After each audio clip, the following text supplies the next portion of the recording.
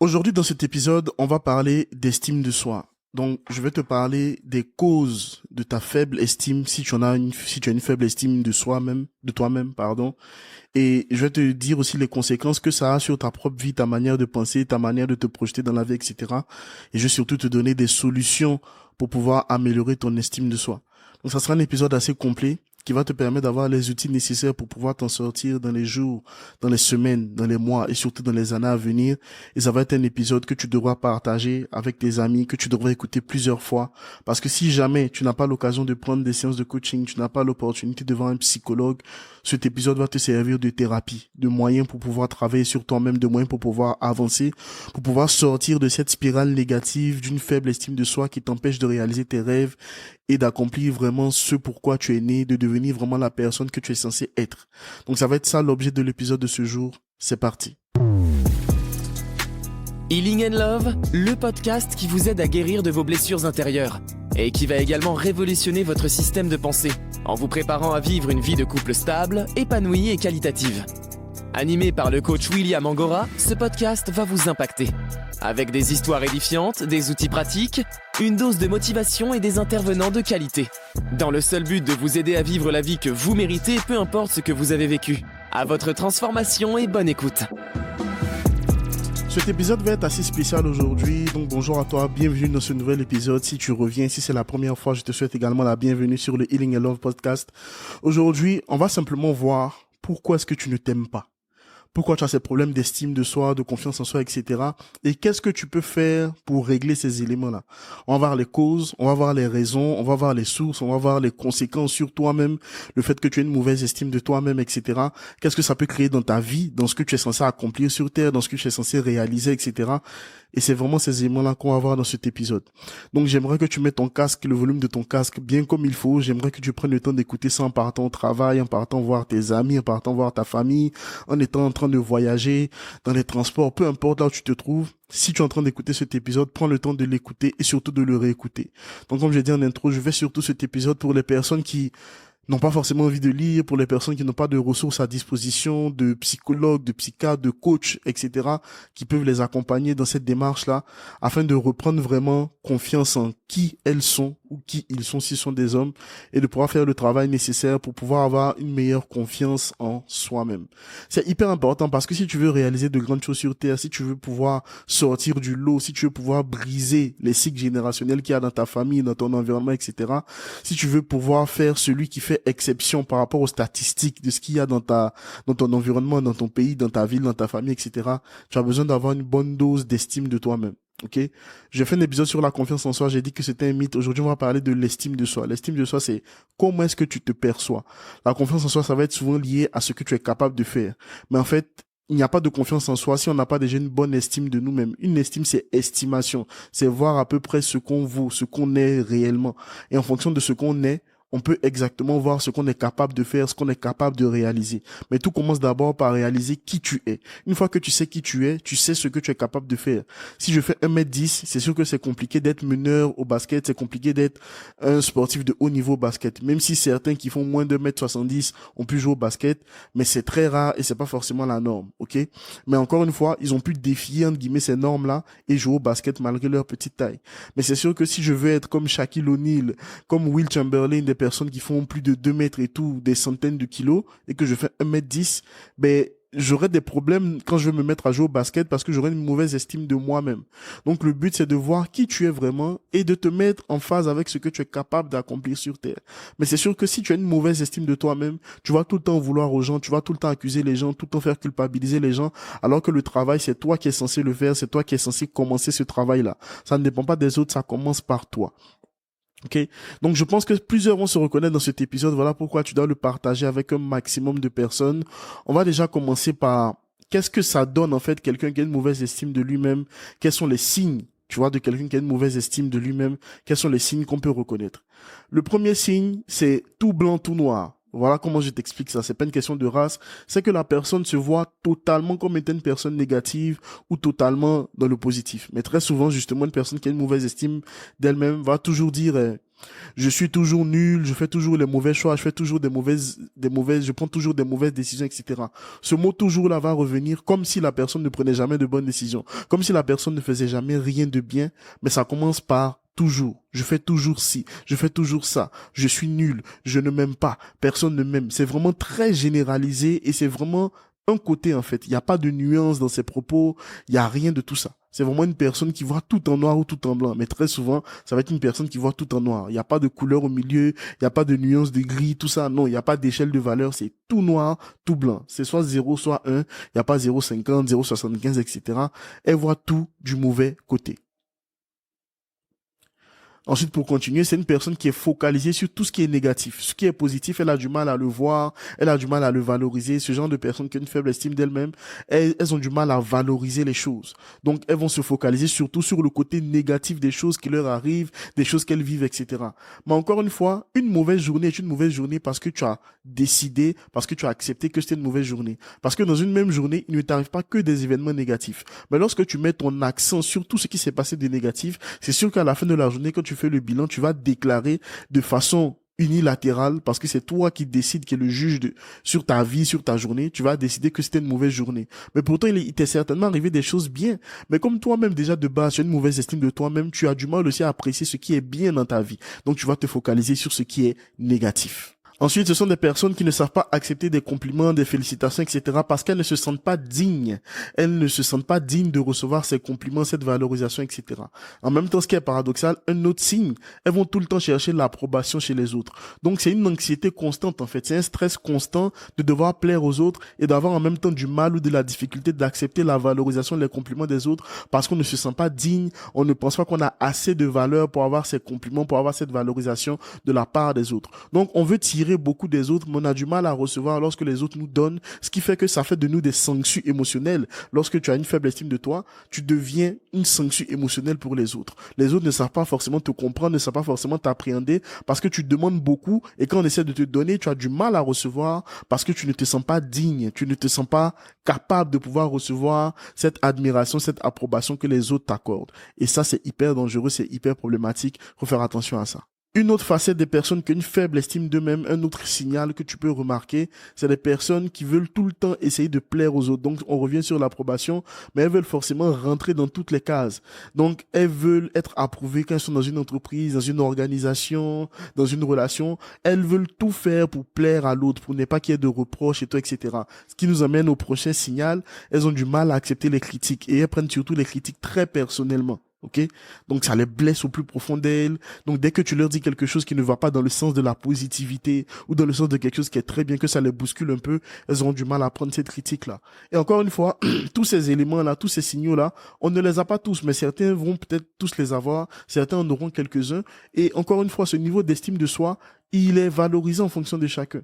On n'est pas tous au même niveau, on n'a pas tous un niveau 100, il n'y a pas de niveau 100 honnêtement, c'est en fonction de ton parcours, c'est en fonction de ta vie, c'est en fonction des informations aussi que tu as.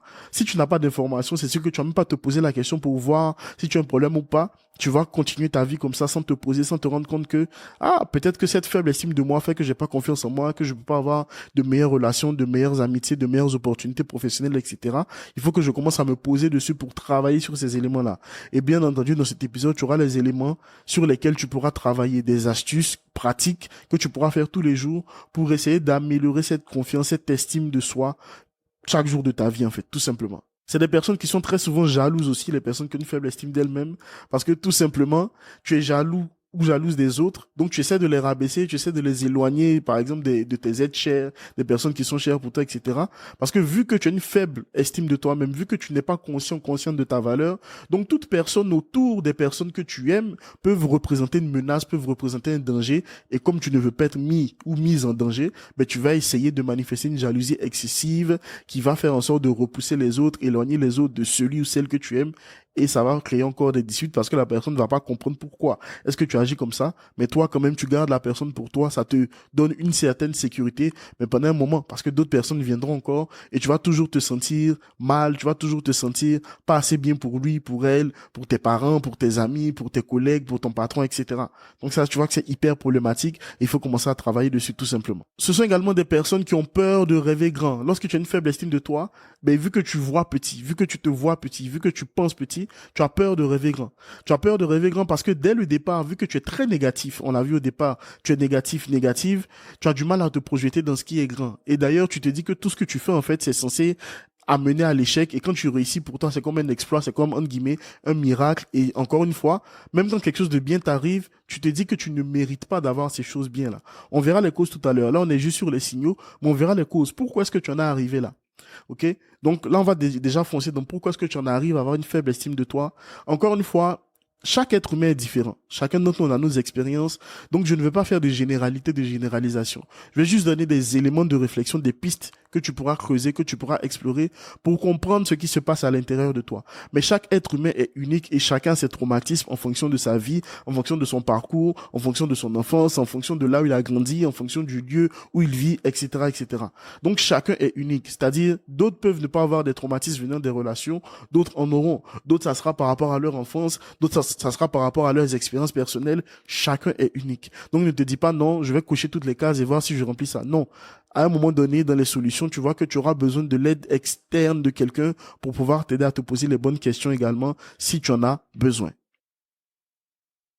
Le dialogue intérieur que tu te tiens, ok?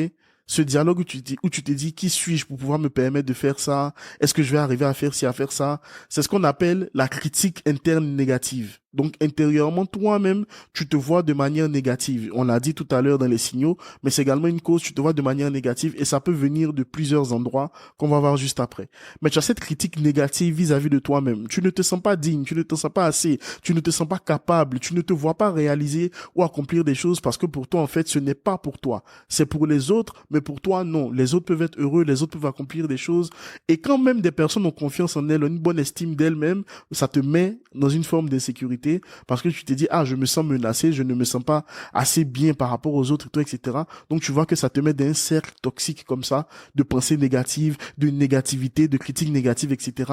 Et tu fais ça tous les jours, semaine après semaine, mois après mois. Ça fait des années peut-être que tu penses comme ça si tu es concerné par ce problème de faible estime de soi, mais il faut que tu commences à prendre les devants, il faut que tu commences à prendre le taureau par les cornes et à changer la tendance. Encore une fois, peu importe le nombre d'années dans lesquelles tu as duré dans cette histoire de faible estime de soi, de manque de confiance, de dépression, de stress, etc.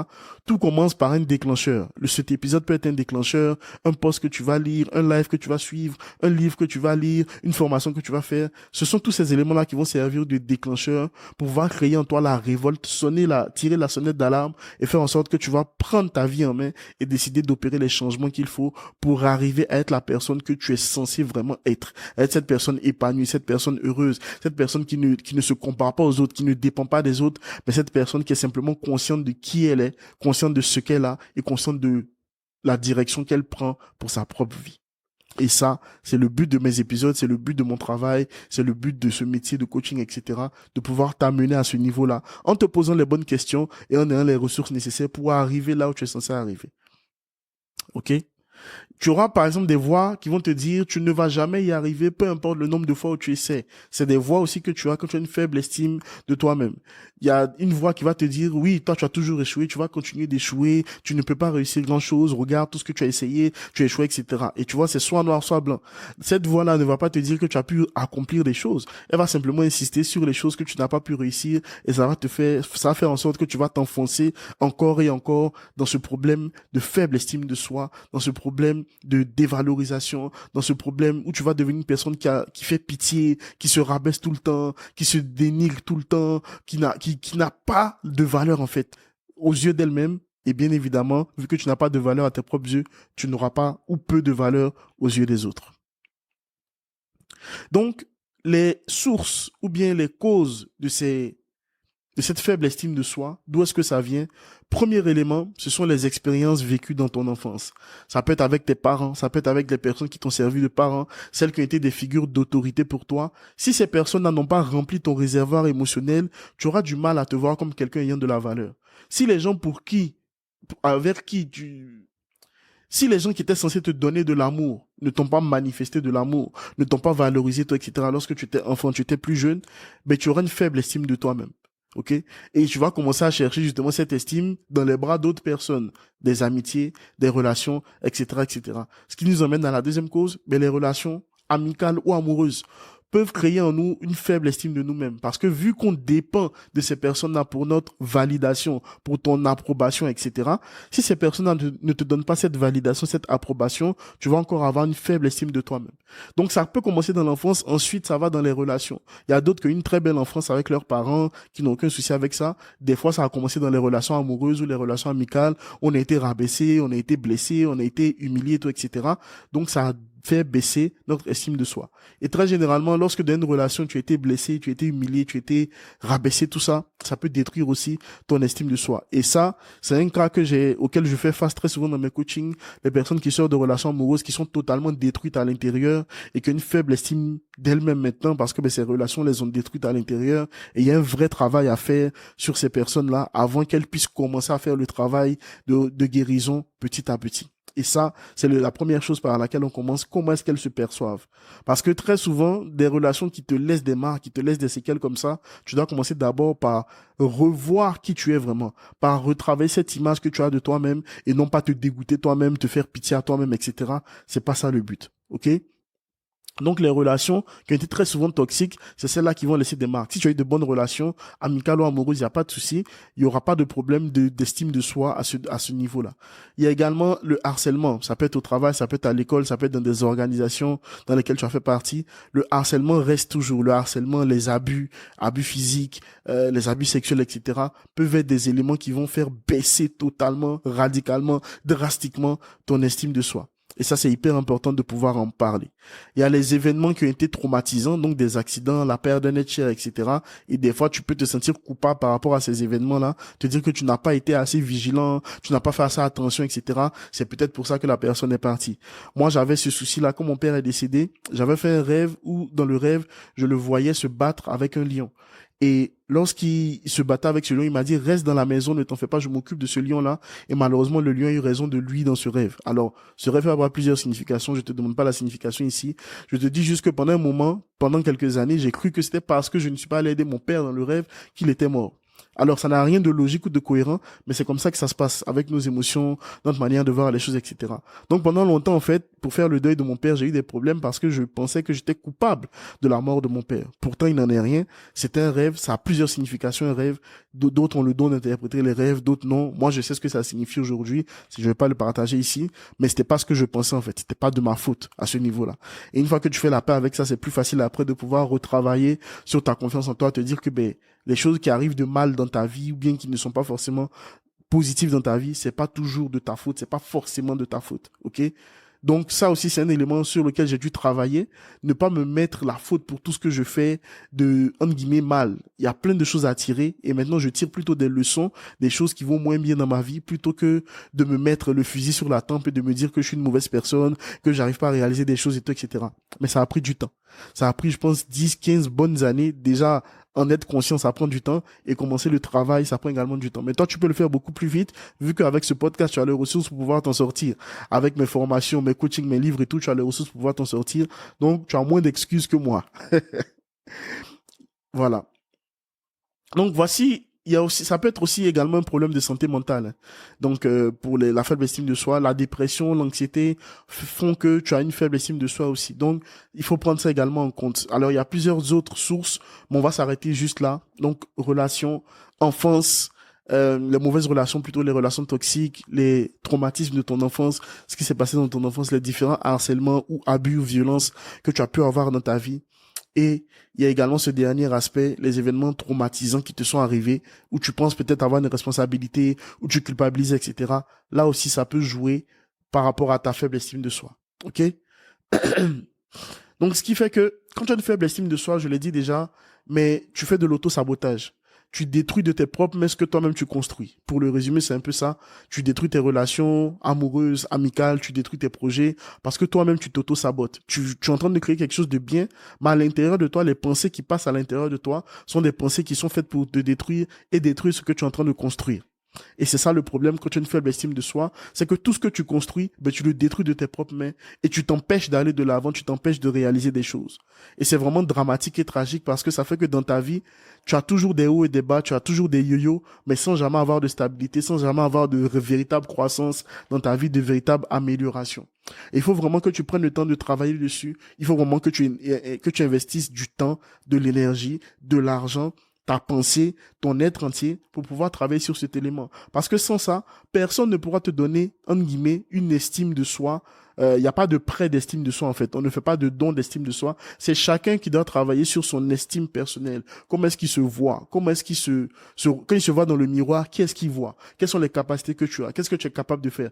Quelle est ton identité? Quand tu réponds à la question qui tu es, tu peux facilement avancer dans la vie. Mais si tu ne sais pas qui tu es, si tu ne connais pas tes forces, tes points moins forts, etc., tu auras du mal à avancer dans la vie. L'estime de soi est hyper importante pour accomplir n'importe quoi dans la vie, dans toutes tes relations, tous tes projets, tout ce que tu veux entamer sur terre, tout ce que tu veux réussir, tout ce que tu veux accomplir, tu as besoin d'avoir une bonne estime de toi-même. Parce que si tu as une mauvaise estime de toi-même, c'est le monde, les gens autour de toi qui vont définir qui tu es. Et très souvent, ces personnes-là, qui ont elles également une mauvaise estime d'elles-mêmes, qui ont elles également des blessures, vont te définir de la mauvaise des manières. Tout doit venir d'abord de ton créateur. Si tu crois que tu es un créateur ou si tu crois en l'univers, peu importe, tout doit venir de la manière dont tu te définis. Et ça, personne ne peut le faire à ta place. Ça dépend de ce que tu crois à l'intérieur et ça dépend de ce que tu es prêt à accepter dans ta vie. Ça dépend de ce que tu te dis à toi-même, ce que tu vois dans le miroir. Là, ça dépend de toi. C'est le travail que tu dois faire. Au niveau des solutions, ça va être assez rapide, assez simple. Je le donne déjà en coaching, mais là, je vais te les donner. Ça va être prendre un carnet et faire le point de tes journées dans ton carnet. Écrire. En anglais, on appelle ça du journaling, mais c'est une méthode très simple. Écrire comment tu te sens chaque jour. Voir les éléments qui ont déclenché certaines émotions, certaines réactions dans ta vie, mais tu dois faire le point. Mais ça encore une fois, je le fais aussi de manière spécifique en fonction des personnes. Examine les situations de ta journée, examine ce qui a déclenché des émotions fortes en toi, etc. Prends le temps de faire ce bilan-là. 5-10 minutes par jour, il y en a qui font 15-30 minutes par jour, mais donne-toi ce temps-là pour toi, pour faire le point. Et en anglais, on appelle ça brain dump. Tu vides simplement ton cerveau, tu vides ton esprit de ce qui s'est passé dans la journée. Ça va être un premier moyen de ne rien garder à l'intérieur, mais de faire sortir les choses au fur et à mesure. Le deuxième moyen, c'est simplement l'autocompassion. On appelle ça l'autocompassion, c'est de ne pas être trop dur avec toi-même. Ça, c'est un exercice assez difficile. Quand pendant des années, tu t'es parlé de façon négative, il faut que tu te donnes le luxe, le privilège de pouvoir te voir de façon positive, de pouvoir t'accorder la grâce, la possibilité de faire des erreurs et d'apprendre de ces erreurs-là. Ok? Donc, l'autocompassion, ça prend du temps également. Tu dois passer du temps avec des personnes qui sont positives. Donc, si tu écoutes ce podcast, tu passes déjà du temps avec moi et je te donne de bonnes vibes, je te donne de la positivité et tu peux t'entourer de personnes de manière physique ou de manière digitale avec des personnes qui vont te pousser vers le haut. Et ça également, c'est hyper important, c'est une solution également. Ensuite, tu dois avoir un spécialiste, un thérapeute, un psychologue, si tu as les moyens, si tu as le temps et si tu as la motivation pour le faire. Beaucoup de personnes font un autre choix, voir un coach, moi en l'occurrence, ou d'autres coachs qui t'inspirent confiance, des personnes avec qui tu peux te confier. Parce que très souvent, ça peut être difficile de parler de ça avec sa famille et autres, parce que très souvent, ces personnes-là ne comprennent pas ce qu'on vit. Et c'est mieux d'aller vers des personnes qui comprennent ce qu'on vit et surtout qui ne vont pas nous juger. Parce que ce travail-là demande de ne pas être jugé. Il demande d'abord d'être compris. Lorsqu'on a une faible estime de soi, il faut d'abord qu'on soit compris et pas forcément jugé ou condamné à chaque fois. Donc, tu peux voir un spécialiste, un coach, quelqu'un en qui tu as confiance, mais tu dois t'investir de manière volontaire. Ton énergie, ton temps, ton argent dedans parce que c'est un travail qui prend du temps et c'est pas le temps qui va faire le travail à ta place, c'est toi-même qui dois faire ce travail-là dans le temps. Ok? Ensuite, tu dois prendre soin de toi, soin de ton corps, soin de ton apparence, parce que ça compte aussi. Comment est-ce que tu te perçois, comment est-ce que tu te vois, peut t'emmener à faire monter l'estime de toi-même, l'estime de soi que tu as. Si tu es une femme, même si tu es une femme, un homme, prends soin de toi, prends soin de tes cheveux, va te coiffer de temps en temps. Moi, j'essaie de faire ça 2 fois par mois, c'est pas toujours évident, mais j'essaie de le faire. Dernièrement, j'ai commencé à faire de la manucure, je sais pas comment on prononce ça. Donc, 1 fois par mois au moins, c'est un me-time, un temps pour moi. J'ai vu un spécialiste qui m'aide à faire ma routine du visage et tout, etc. Donc, ça aussi, ça participe à l'estime de soi. Mais moi, par exemple, je trouve surtout mon accomplissement dans ce que je fais. Donc, quand je fais un épisode de podcast, quand je tourne mes vidéos, quand je fais mes réels et tout, etc., mais ça renforce aussi mon estime de moi-même. Donc, prends soin de toi, fais des choses qui te plaisent et fais tout. Aie une vision claire pour ta vie afin de vivre la vie que tu veux vraiment vivre et non pas la vie que les gens veulent t'imposer, que le manque d'estime de toi-même veut t'imposer, etc., etc.